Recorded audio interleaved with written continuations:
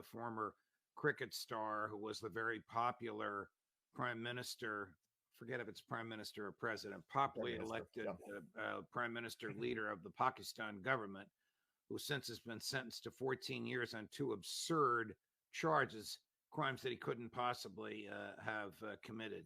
Did the United States engineer the removal of Prime Minister Khan and his banishment to a Pakistan prison for 14 years? Does the U.S. still do things like that? It does it every other day, it seems. This is the point of my article, is to understand American foreign policy. One should understand the concept of covert regime change. That means that the United States, unlike just about any other government in the world, doesn't think about how to have diplomacy with another government. It thinks about how to replace that other government. And this has been a string of complete disasters stretching back more than 70 years. Now, in this case of Imran Khan, first, I know him and admire him a lot. He's very smart. He's very decent. He's got high integrity, and he's extremely popular. Not only was he one of the world's greatest cricket stars, but he's an extremely intelligent, capable, down-to-earth leader. And so he is the single most popular politician in Pakistan. Not a surprise. But he did something that is absolutely against the U.S. principle, which is he said, we want to be neutral.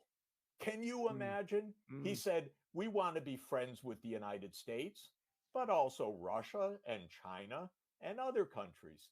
Now, to the U.S., it's so weird, but neutral, that's fighting words.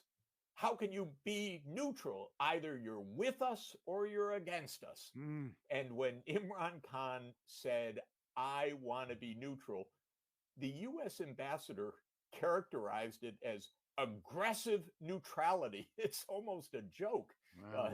But this is the attitude, the arrogance of the United States. Now, this goes back a long time because just about every popular leader that somehow got into the middle of an American geopolitical gambit that declared neutrality suddenly became viewed as an enemy by the United States.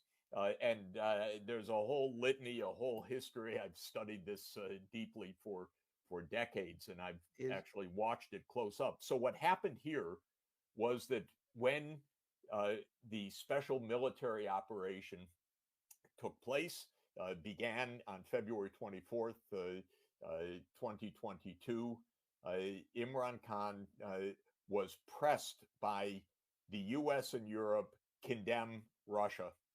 And he said in a rally on March 6th, 2022, popular rally, he said, they're pressing me to choose sides. And we're not going to choose sides. He said, we're not their slave. They can't tell us what to do. We want to be friends with the United States, with China, with Russia. The next day, and we know it because of a leak, the next day, the U.S. Assistant Secretary of State called the Pakistani ambassador in Washington and said, this is very, very serious. This could really endanger relations. But if the prime minister were to fall in a vote of confidence, that could actually make things work. And that could make amends. And that message was conveyed by the Pakistani ambassador back to Islamabad, back to Pakistan. And somebody leaked it, according to The Intercept in its investigative reporting. Somebody from the Pakistani military leaked it to the investigative reporter of The Intercept. And somebody clearly leaked it to Imran Khan as well, because Imran Khan later on said, you know who brought me down? It was the United States who brought me down. And he said, I have the document. And he waved the document. Mm. And then waiving it, he was charged with espionage. Oh, for revealing a secret document. Exactly. And so they didn't say that's a phony document. They said, "Oh, that's espionage. The document that explains how the US brought him down." And on that basis, he sends to 10 years in prison this week. And the United States State Department says, "Oh, we respect the courts of Pakistan," about a document that the Pakistanis obviously think is legitimate, describing how the Pakistani ambassador was pressured to convey the message to overthrow the prime minister of Pakistan. So Pakistan is a vassal state of the CIA. Well, we know that the military, we know that politicians there are absolutely, groups of them are beholden to the US. Obviously, not everyone, because the most popular politician and the largest party is not. But they are being outlawed, basically. Right, And they're being outlawed with the connivance and then the public acceptance by the United States.